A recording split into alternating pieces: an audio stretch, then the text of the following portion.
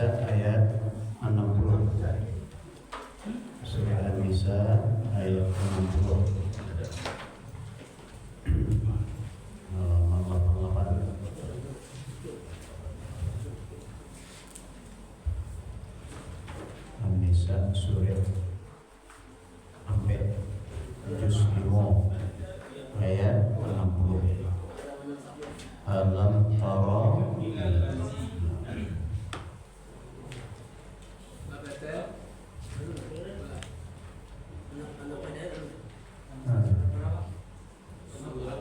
Surah An-Nisa ayat 60.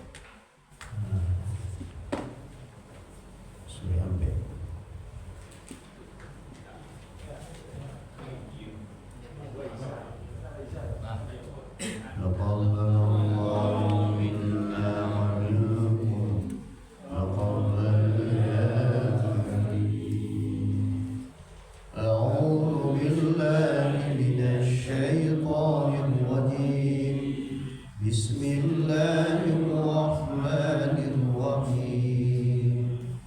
Alam tara ila alladhina yaz'umuna annahum amanu bima unzila ilayka wa ma unzila min qablik yuriduna an yatahakamu ila taghut wa qad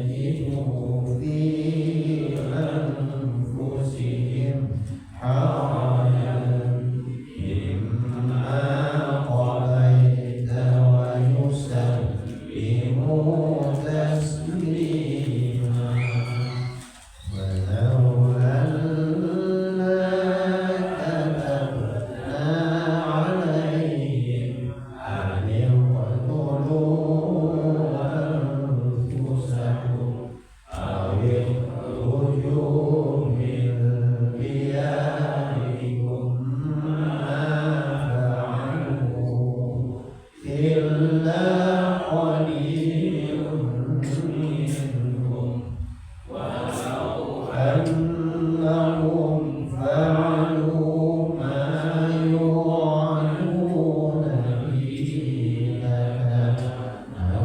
خيرا لهم وأشد تثبيتا وإذا لآتيناهم من لدنا أجرا عظيما ولهديناهم صراطا مستقيما ومن يطع الله والرسول فأولئك مع الذين أنعم الله عليهم من النبيين والصديقين والشهداء والصالحين وحسن أولئك رفيقا ذلك الفضل من الله وكفى بالله عليما صدق الله العلي العظيم وصدق رسوله النبي الكريم ونحن على ذلك من الشاهدين والشاكرين والحمد لله رب العالمين.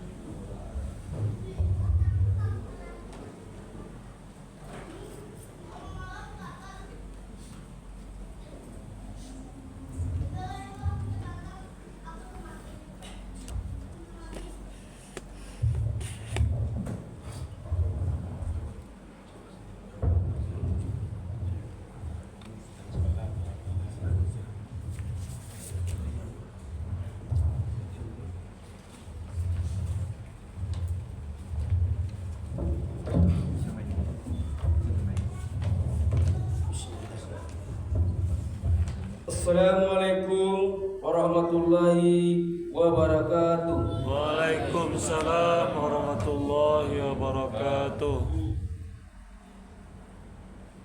Alhamdulillah wa syukurillah,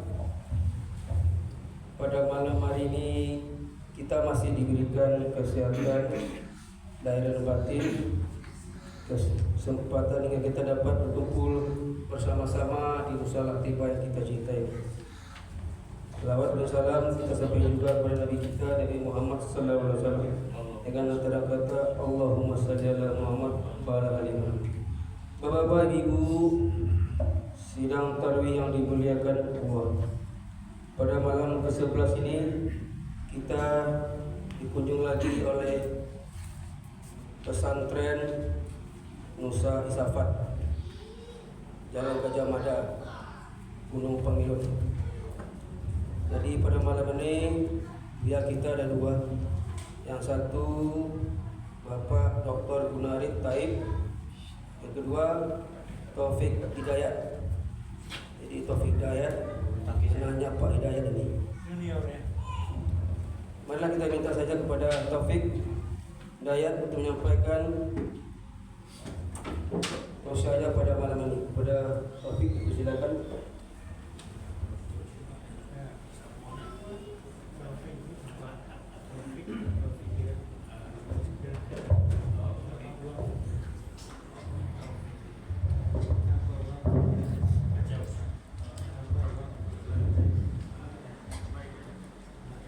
Assalamualaikum warahmatullahi wabarakatuh. Waalaikumsalam warahmatullahi wabarakatuh. Godok pisang ange-ange dimasak dalam bulan. Salam pertama kurang semangat, ambo ulang sekali lagi. Assalamualaikum warahmatullahi wabarakatuh. Waalaikumsalam warahmatullahi wabarakatuh. Alhamdulillahi Rabbil Alamin. Assalatu wassalamu ala asrafil anbiya wal mursalin wa ala alihi wa sahbihi ajma'in. Ashhadu an la ilaha illallah wa ashhadu anna Muhammadar Rasulullah. La nabiyya ba'da amma ba'du. Pertama-tama marilah kita panjatkan rasa puja dan puji syukur kita terhadap Allah Subhanahu wa taala yang telah melimpahkan rahmat dan karunia-Nya kepada kita semua sehingga kita dapat melangkahkan kaki, mengayunkan tangan menuju ke masjid yang sama-sama kita cintai ini. Salawat berangkaian salam tak lupa pula kita mohonkan kepada Allah untuk Nabi kita, yakninya seorang pemuda padang pasir yang bertitelkan Habibullah, parit pagar kota Madinah, intan mutiara di surgawi yang bergelarkan Al-Amin, yakninya Nabi besar Muhammad sallallahu alaihi wasallam. Jika kita ibaratkan perjuangan beliau, berperang di medan peperangan, bertempur di medan pertempuran, patah dayung digantikan dengan tangan, robek layar digantikan dengan baju, demi menegakkan kalimatullah la ilaha illallah, tiada Tuhan selain Allah di muka bumi. Yang saya hormati Bapak pengurus masjid serta jajarannya, dan yang saya hormati Al-Ustadz yang hadir pada malam hari ini, dan saya hormati Bapak, Ibu, dan teman-teman jamaah salat tarawih rahimakumullah. Adapun judul tausiah singkat Ananda pada malam hari ini ialah berjudul Salat adalah kunci mengatasi dekadensi moral remaja. Dekadensi moral remaja adalah kemerosotan akhlak dan sikap remaja Islam. Sebagai contoh, maraknya tawuran antar anak sekolah, banyaknya perzinahan yang bermula dari pacar-pacaran. Bahkan ada juga anak yang tega membunuh orang tuanya. Jadi itulah sekilas dekadensi moral yang terjadi saat ini. Penyebab terjadinya dekadensi moral saat ini telah ditegaskan oleh Allah Subhanahu wa taala dalam surah Maryam ayat 59 yang berbunyi, A'udzu billahi minasyaitonir rajim. Bismillahirrahmanirrahim. Faqalaqa min ba'dihim khalfun adaa'us shalah wattaba'us shahawat. Shadaqallahul azim. Artinya akan ada generasi sesudah mereka, yaitu generasi yang suka melalaikan sholat dan memperturutkan hawa nafsunya. Sebagai contoh, berdasarkan ayat di atas, ada dua penyebab terjadinya dekadensi moral saat ini. Yang pertama, karena melalaikan sholat. Rasulullah SAW bersabda, sholat adalah tiang agama. Siapa yang mendirikan sholat, maka dia mendirikan agama. Dan siapa yang melalaikan sholat, maka dia menghancurkan agama. Rasulullah SAW telah mengingatkan kepada para orang tua untuk menyuruh anaknya sholat ketika umur 7 tahun. Jika sudah berumur 10 tahun tidak juga sholat, maka lacuy anak bapak sekalian. Jadi jika anak sudah dibiasakan sholat di waktu kecil, akan terbiasa mendirikan sholat di waktu dewasa. Sebagaimana di dalam syair yang berbunyi, belajar di waktu kecil bagaikan melukis di atas batu, belajar ketika dewasa bagaikan melukis di atas air. Jadi jika di dalam keluarga itu bapak, ibu, dan anak sholat, maka dekadensi moral dapat diatasi. Oleh karena itu, sholatlah sebelum disolatkan. Adapun penyebab dekadensi moral yang kedua, karena memperturutkan hawa nafsunya. Pada saat ini banyaknya sarana dan prasarana yang menunjang seseorang untuk memperturutkan hawa nafsunya. Sebagai contoh, banyaknya konten-konten yang tidak senonoh dan adanya permainan di HP yang dapat melalaikan seseorang untuk mengingat Allah Subhanahu wa Ta'ala. Sebagai contoh, adanya permainan slot atau chip. Banyaknya pemuda Islam yang kecanduan bermain slot sehingga lupa belajar dan sholat. Bahkan ada juga pemuda yang mencuri tabung gas hanya untuk modal membeli chip tersebut. Bahkan ada juga remaja senja yang kecanduan bermain slot atau chip tersebut. Mau tidur chip dulu, mau ke WC pun sempat-sempat memutar slot atau chip tersebut. Jadi remaja senjako kita sabui dengan lansek si junjuan sudah ragai indah tahu diuntuan. Jadi bagi remaja senjako indah slot nan kadibutalai, tapi banyaklah ibadah karena hidup mati. Jadi hanya sekian yang dapat Ananda sampaikan pada malam hari ini.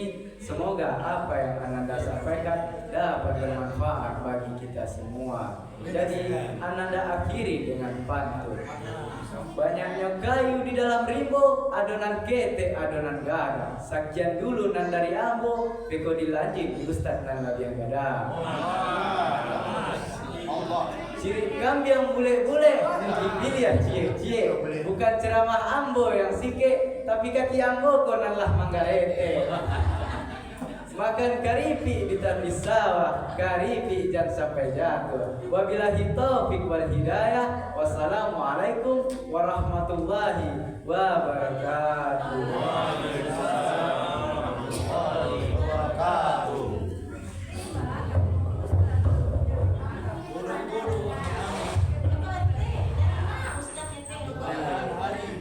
Dari Guru demikianlah Ustaz Taufik Hidayat.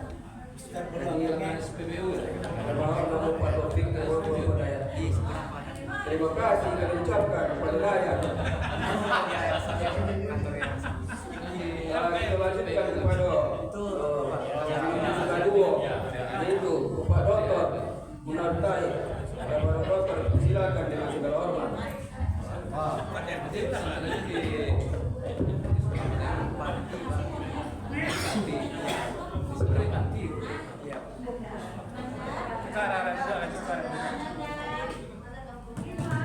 Kita ke Palu sekolah. Kelayar Bu, kelayar. Di pasisnya Bu. Aduh.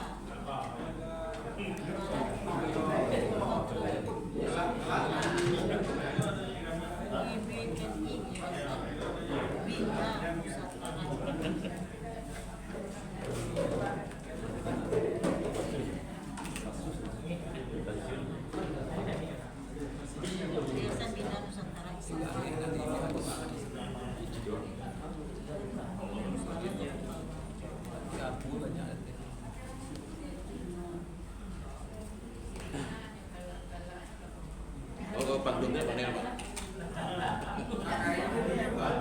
Tahu ini apa? Ada bantu tuh.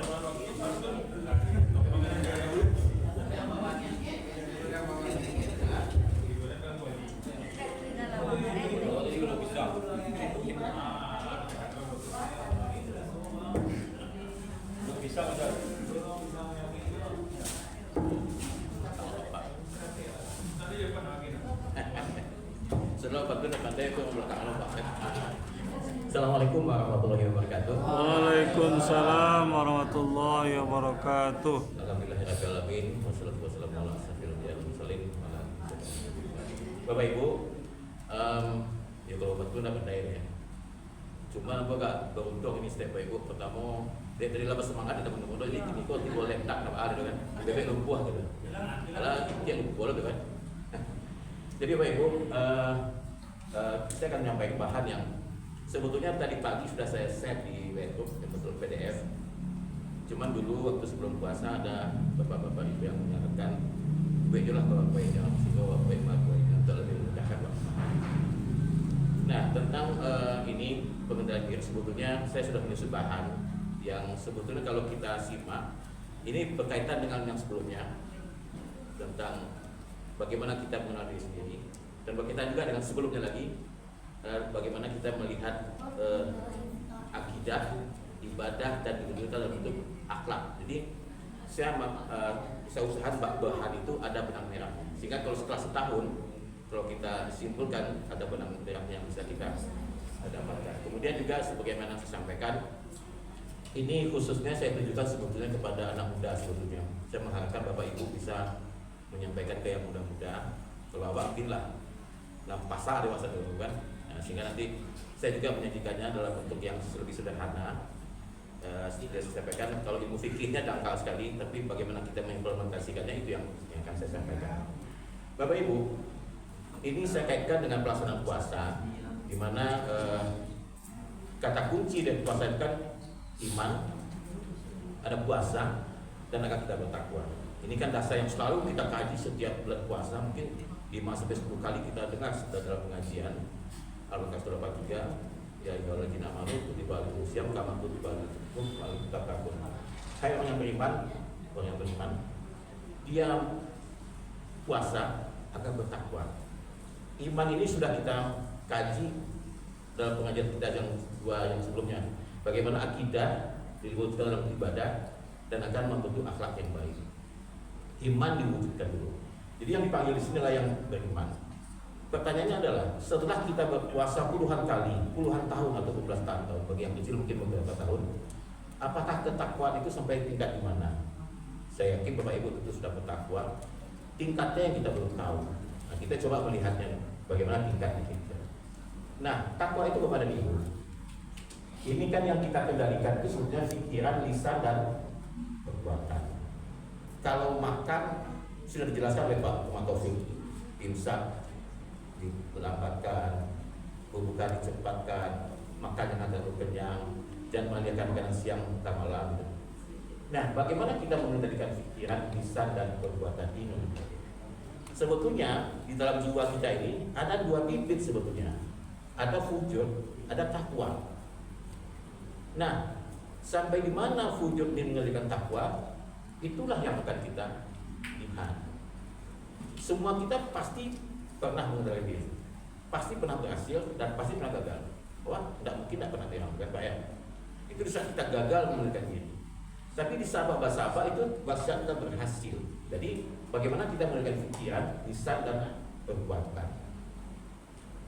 Nah, di sini saya lihat di surat As-Sam ayat 7 sampai 10 itu, di situ dilihat disampaikan bahwa memang ada dua yang ditanamkan Allah dalam jiwa kita masing-masing itu.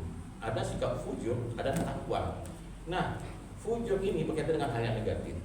Timbul pertanyaan, kenapa Allah menciptakan hal yang negatif dalam diri kita ini? Sebetulnya itu adalah nanti dalam ayat selanjutnya akan kita lihat bagaimana kita mewujudkan yang bersih kalau kita tidak tahu yang kotor. Baju umuah, cuci, yang dibuang itu kotorannya atau bajunya? Kan kotorannya. Nah, kalau baju itu tidak ada kotoran, apa yang kita cuci? Nah, jadi sehingga kita bisa dipicu untuk mendapatkan ketakwaan dengan kita tahu mana yang negatif itu. Nah, di sini yang perlu kita kaji sampai di mana kemampuan kita itu. Kita tidak pernah selalu takwa saja, enggak juga. Nah, itu sebetulnya kalau dalam sehari-hari bisa kita lihat, katakanlah misalnya olahraga gitu ya.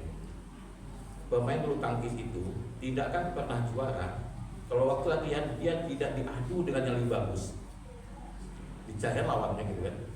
Pemain bola gitu juga kan, dicarikan yang bisa mengalahkan dia.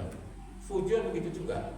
Jadi fujur itu untuk menciptakan ketakwaan, jangan dibalik. Nah ini pesan kayak yang muda. Saya melihat beberapa di TikTok, ini yang sering dibolak-balik. Allah itu nakal, kata si ateis itu. Dia ciptakan sifat fujur dalam diri manusia. Padahal itu diciptakan bukan supaya fujur, supaya kita punya pemicu untuk meningkatkan ketakwaan. Nah di situ kalau makanya waktu pengajian sebelumnya saya katakan akidah itu harus ditanamkan. Kalau enggak, anak muda-muda itu gampang ditaklukkan. Sekarang banyak di TikTok itu kepada itu. Malah ada hafiz, dia stres, dijadikan senjata untuk mengalahkan. Makanya saya sesederhana apapun saya ingin menampilkan ini nanti untuk yang muda-muda. Nah, kalau potensi itu ada dua, kita harus mencari yang akhlak yang mulia, akhlak yang mas muda itu, bukan akhlak mas muda ini. Nah, itu yang harus kita upayakan. Nah, inilah dia pemberian jiwa kita itu. Ada orang yang saya merahkan itu kehidupan yang hina, yang hijau itu kehidupan yang takwa, yang hina itu ada dusta. Kalau bagaimana yang takwanya bagus, kehidupannya Islam sukses dan bahagia. Dia tidak akan dusta, dia akan jujur. Dia tidak akan tinggi hati, dia akan rendah hati. Dia tidak akan pemarah, tapi dia akan sabar. Ini selalu ada. Kadangkala kita melakukan kesalahan kecil tanpa kita sengaja, padahal itu sudah membuat kita kehilangan ucap. Dimana tempat pun suami masih di rumah, malah ke baju. Boleh di jalan bohong nggak? Nah itu berarti di saat itu fujur saya dominan itu. Sekali kita berbohong, harus berbohong selanjutnya. Allah, ya Allah, sekarang kalau lalu ada kek mah, padahal masuk nempel. Nah bohong kedua itu. Nah disitulah kita nanti lihat nanti di slide selanjutnya bagaimana yang dimenangkan itu takwanya atau fujurnya. Nah supaya kita tidak menjadi orang yang hina itu, pikirkan dulu apa yang akan kita lakukan. Kalau dalam bahasa komunikasi itu ada namanya mengecek-ngecek dalam hati itu kan komunikasi interpersonal itu. Sahabat mengecek orang pikir-pikir gitu. Nah, kemudian kalau ada godaan negatif, misalnya godaan untuk curang atau berbohong, paksakan diri kita untuk melakukan yang baik. Nah, melakukan perspektif. Yang saya merahkan ini, yang selalu diingat kalau melakukan sesuatu yang ingat keluarga. Nah, Bapak Ibu, ada contoh yang sangat menarik. Presiden Senegal itu mayoritas Muslim. Presidennya muda, sampai berapa tahun semuanya, dari seluruh kali namanya. Dia mengeluarkan saran ke semua pejabat negaranya. Para pejabat, jangan pajang foto saya di kantor-kantor Anda. Karena saya bukan anak berjuang, saya hanyalah pelayan bangsa. Tapi pajanglah foto anak-anak Anda. Di saat Anda mengambil kebijaksanaan, terutama keluarga, pandang foto anak itu sekarang. Hai anakku, tegakah aku menjadikan engkau anak penipu? Itu Pak yang disampaikan oleh saya. Enggak, anakmu foto di pajang apa? Turunkan foto aku dulu, pajang foto anaknya masing-masing. Di saat lo kemanikan kwitansi, cari foto anakku. Tega anda mengkhianati anak. Itu yang kita lakukan. Tapi kalau pejabat nama pajang, kelakuannya, lah gitu, bisa kerja. Apa saya nanti, wah segala. Nah itu contoh yang baik sebetulnya. Dia tidak mau dipajang foto. Ingat keluarga. Ini kepada yang muda-muda. Apapun yang Anda lakukan, ingat orang tua Anda. Sekali wae salah, katanya orang gaek. Kalau anak gaek untuk ambo karena lu anak cucu tuh, letak tuh bangga si Taufik dan itu, ada itu Anda lagaek. Tidak tahu diuntung, jangan tidak tahu diuntung gitu kan? Ya. Jadi mudah-mudahan kita bisa mengingat keluarga ini. Ini berlaku untuk siapapun. Bagi yang muda-muda ingat orang tua. Bagi yang gaek untuk karena anak, suami karena istri, istri karena suami, karena cucu segala macam. Kemudian ingat kematian. Awak kan tidak tahu beliau meninggal dapat. Dan jangan contoh tadi itu, ya Pak, aku dalam kebayan, padahal aku sedang di rumah boleh. Sudah itu apa meninggal? Berarti saya meninggal dalam keadaan berbohong, berdusta.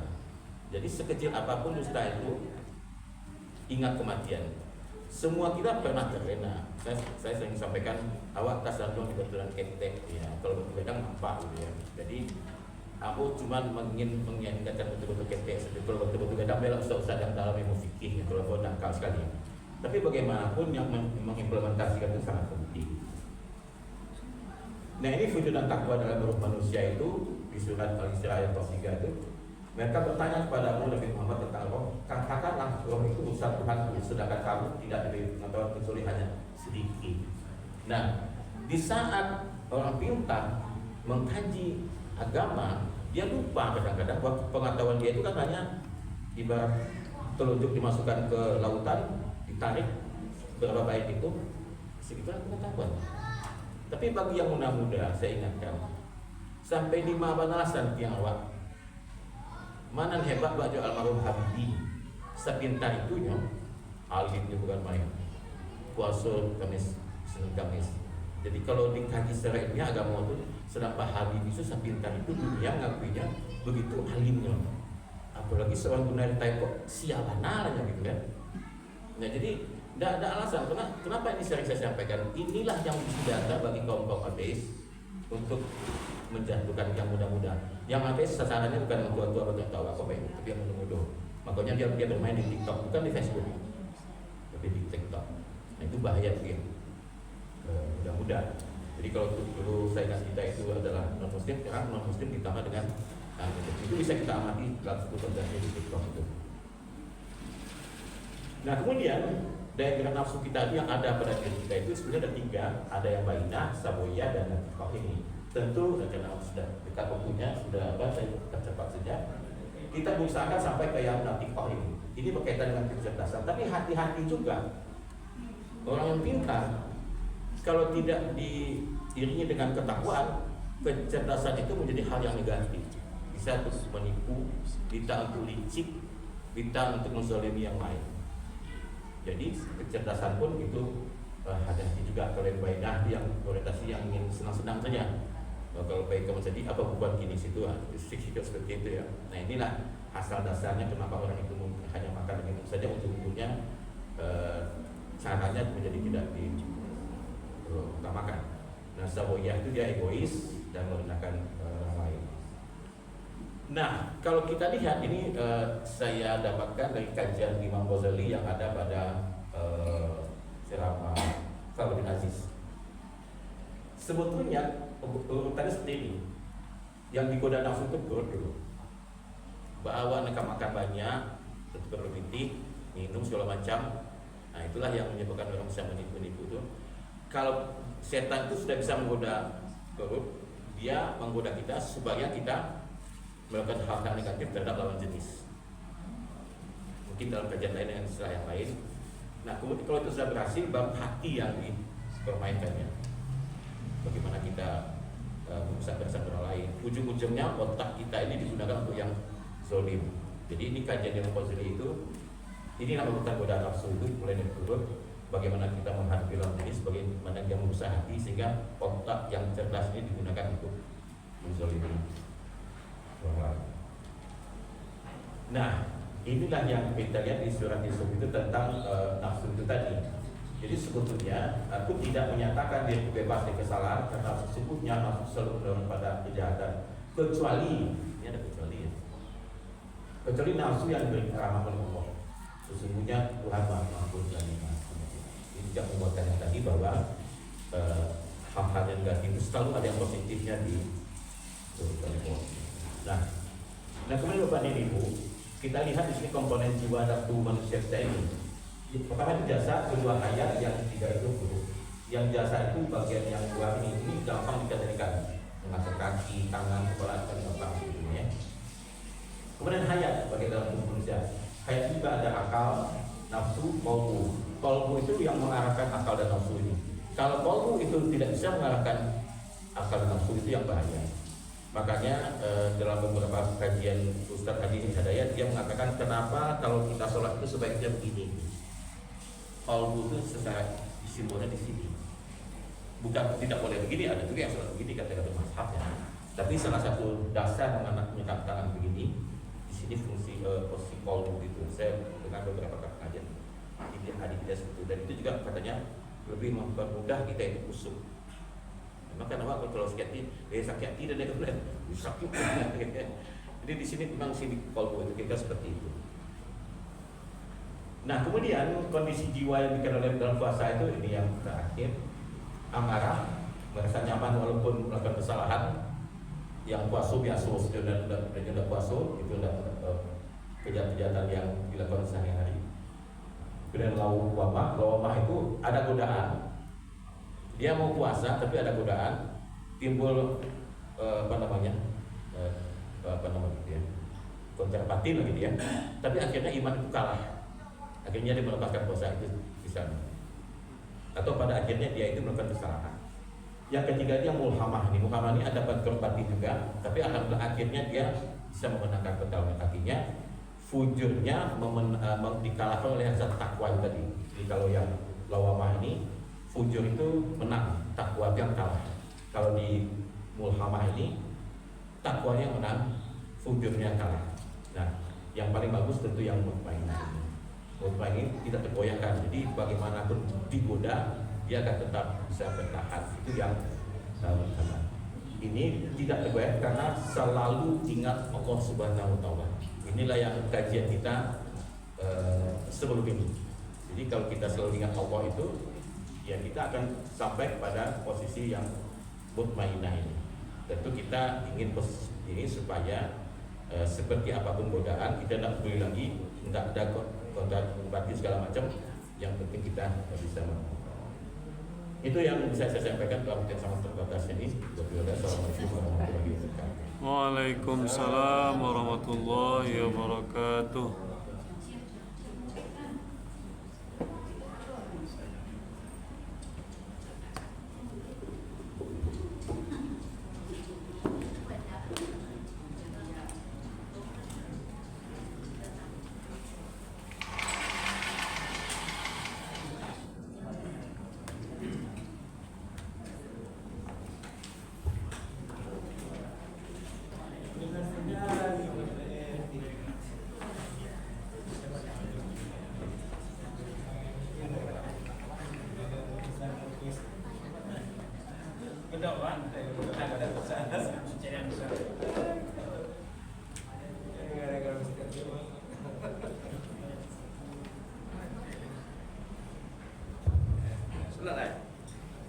Alhamdulillah, itulah kajian dari Bapak Ustaz kita tadi. Mudah-mudahan kita terkendali dari nafsu amarah, nafsu lawamah dan nafsu mutmainah. Mudah-mudahan ini bermanfaat buat kita. Mari kita lanjutkan salat tarawih. Assalamualaikum warahmatullahi wabarakatuh. Waalaikumsalam warahmatullahi wabarakatuh.